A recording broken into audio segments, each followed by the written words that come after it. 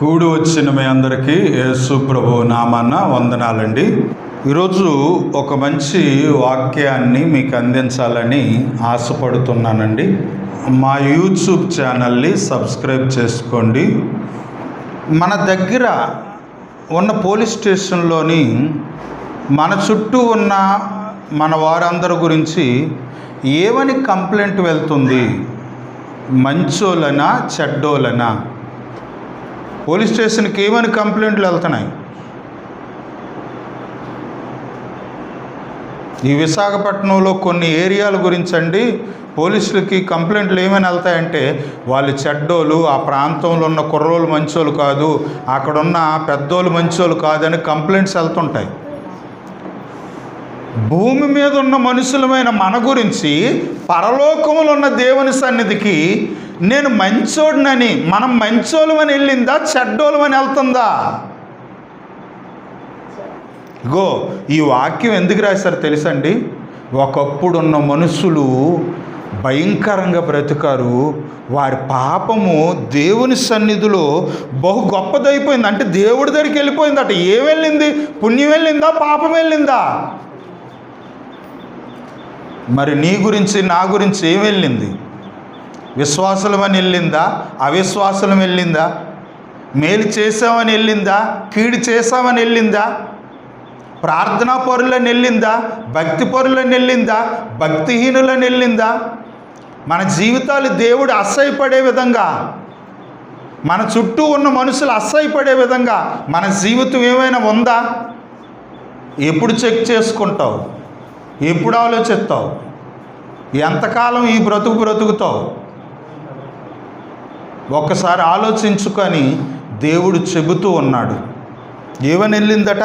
వారి పాపము దేవుని సన్నిధిలో బహు గొప్పదైపోయిందంటే పరలోకానికి ఏలి కుమారులు చెడ్డోలని వెళ్ళిపోయిందట. దేవాలయంలో ఉన్నారు, దేవాలయంకి వస్తుండ్రు, చేయవలసిన కార్యాలన్నీ చేసేస్తున్నారు. దేవాలయంకి వస్తున్నారు, చేయవలసిన కార్యాలన్నీ చేసేస్తున్నారు. చర్చిలో భక్తి పరులు, చర్చి బయట భక్తిహీనులు. చర్చిలో పరిశుద్ధులు, చర్చి బయట అపరిశుద్ధులుగా బ్రతుకుతున్నామా? ప్రియమైన దేవుని పిల్లలారా, ఏంటి నాకు అనిపించింది నిజమే కదా.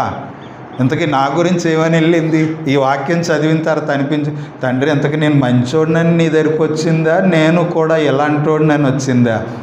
అయితే నేను చెక్ చేసుకోవాలి తండ్రి. నేను చెక్ చేసుకోవడమే కాదు, నా చుట్టూ ఉన్నోళ్ళకి చెప్పాలి. తీసుకుంటే తీసుకుంటారు, తీసుకోకపోతే మానేస్తారు. తర్వాతైనా మారుతారేమో, తర్వాతైనా నిన్ను అవకాశం అడిగి మారలేకపోతున్నాను, నువ్వు సాయం చేయి తండ్రి మారడానికని నీకు ప్రార్థన చేస్తారేమో. ఇది నేను తెలుసుకోవాలి, నేను నా జీవితాన్ని కట్టుకోవాలి, వారికి కూడా తెలియజేయాలి, వారు కట్టుకుంటారు కదా ఏదో రోజు, ఒకరోజు కాకపోతే ఒకరోజైనా ప్రయత్నం చేస్తారు కదా అన్న ఉద్దేశము నాకు వచ్చిందండి. ఆదికాండము 18వ అధ్యాయము 20వ వచనము. మరియు దేవుడు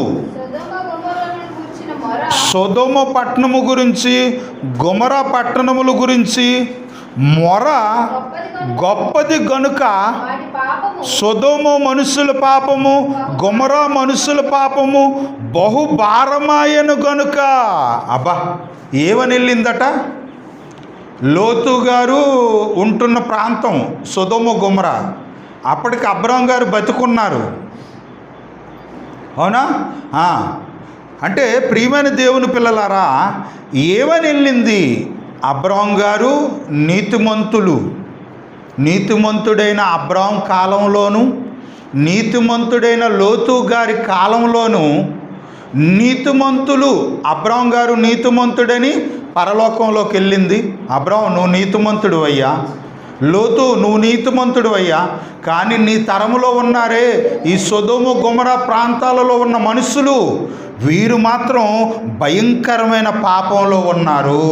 వీళ్ళ గురించి మాత్రము మీరు నీతిమంతులని మీ గురించి వచ్చినట్టు నా సన్నిధిలోకి వాళ్ళ గురించి రాలేదయ్యా, వారు పాపులని నా దగ్గరికి వచ్చింది. ఆదికాండము 19వ అధ్యాయము 13వ వచనము. ఎవరంటారు? దేవదూతలు. ఎవరితో అంటారు? నీతిమంతులైన మనుషులతో. అంటే మనము ఎప్పుడైతే పాపము, చెడు, చీకటి, దేవుడికి నచ్చని అవిధేయత ఎప్పుడైతే మనలో ఉంటుందో అది పెరిగిపోతుందో ఏం ప్రారంభం అవుతుందో తెలుసా? నాశనం ప్రారంభం అవుతుంది. దేవదూతలు అంటున్నాయి, మిమ్మల్ని నాశనం చేయడానికి రాలేదు, దేవుని సన్నిధిలోని మీరు నీతిమంతులని వెళ్ళింది. ఇగో మీ చుట్టూ ఉన్న ఈ మనుషులు నీతిమంతులు కాదు కాబట్టి వీళ్ళని, ఈ ప్రాంతాన్ని నాశనం చేయడానికి వచ్చాం ఈ మనుషుల్ని అంటున్నారు. మేము ఈ చోటును నాశనం చేయవచ్చుతుమి. ఈ సొదొమ గొమొర్రా మనుషుల గురించి మొర దేవుని సన్నిధిలో గొప్పదాయన గనుక ఈ ప్రాంతాలను, ఈ ప్రాంత ప్రజలలో ఉన్న పాపము పెట్టలేకపోతున్నారు కాబట్టి, మారట్లేదు కాబట్టి, చిన్నోళ్ళు మొదలుకొని పెద్దోళ్ళు వరకు. అప్పుడప్పుడు ఏమంటారంటే చిన్నపిల్లలు బాగోలేరు, చిన్నపిల్లలు బాగోలేరు అని ఎవరు మాట్లాడతారు? పెద్దోళ్ళు మాట్లాడతారు. చిన్నపిల్లలు బాగోలేరు అని మాట్లాడుతున్నావు కదా, నువ్వు బాగున్నావా? నువ్వు బాగే ఉండాలి చెప్తున్నావా? పెద్దోళ్ళు ఏమైనా బాగున్నారా? అప్పుడప్పుడు అంటారండి మగోళ్ళు బాగులేరు, మగోళ్ళు బాగులేరు అంటారు. ఈ ఆడోళ్ళు ఏమైనా బాగున్నారా? మీరేమైనా బాగున్నారా? మీరు బాగే బ్రతుకుతున్నారా? అలా మనందరం ఆలోచించాలి. ఊసులాడుకుంటున్నారు కదా మగోళ్ళు బాగులేరని. మంచిదే, మారలేని మనుషుల దగ్గరికి వెళ్ళి చెప్తున్నారా, నువ్వు బాగులేవురా, నువ్వు వేస్ట్ రా, ఇంకెంతకాలం బ్రతుకుతావు ఈ చెత్త బ్రతుకు, మారరని వాడి దగ్గరికి వెళ్ళి చెప్పగలరా? వాళ్ళు లేనప్పుడు సాటు మూటును మాట్లాడుకోవడం తప్ప మనం చేసేది ఏమి ఉండదు. పోను ఓకే, వాళ్ళు బాగులేరు, ఇంతకీ మాట్లాడుకుంటున్న మీరేమైనా బాగున్నారా? మీరు మంచిగా ఉన్నారా? మీరు మంచోళ్ళని మీ చుట్టూ ఉన్నవారు మాట్లాడుకుంటున్నారా? మీరు మంచోళ్ళని పరలోకంలో ఉన్న దేవుడు మాట్లాడుకుంటున్నాడా? దేవుని సన్నిధికి మీరు మంచోళ్ళని వెళ్ళిందా, చెడ్డోళ్ళని వెళ్ళిందా? ప్రియమైన దేవుని పిల్లలారా,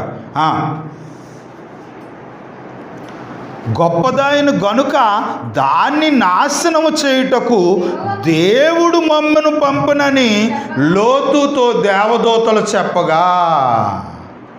చూసారా?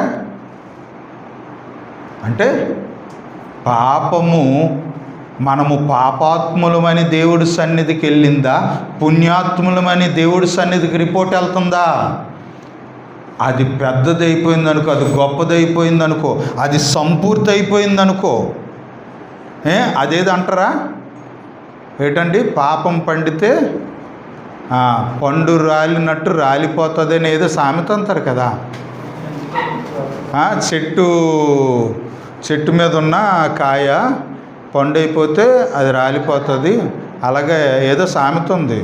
అలాగే పాపం మానకన్నా అది అలా పెరిగిపోతుంటే, మార్చుకోకపోతే ఏదో రోజు పండు రాలినట్టు ఆ పాపంలో ఉన్నోళ్ళు కూడా ఏదో రోజు రాలిపోయే అవకాశం ఉంది.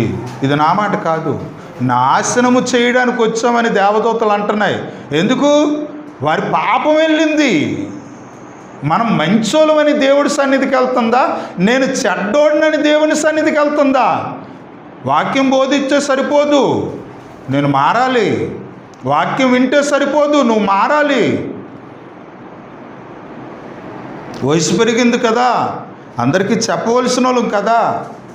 చెడ్డగా బ్రతికి ఎలా చెప్తావు? మంచిగా కదా బ్రతికి చెప్పాలి. ఆలోచించి ముందుకు నడుద్దాం. ఈ మాటల ద్వారా నేను మిమ్మల్ని బాధ పెట్టుంటే దయచేసి క్షమించండి. అందరికీ క్రీస్తు నామమున వందనాలు.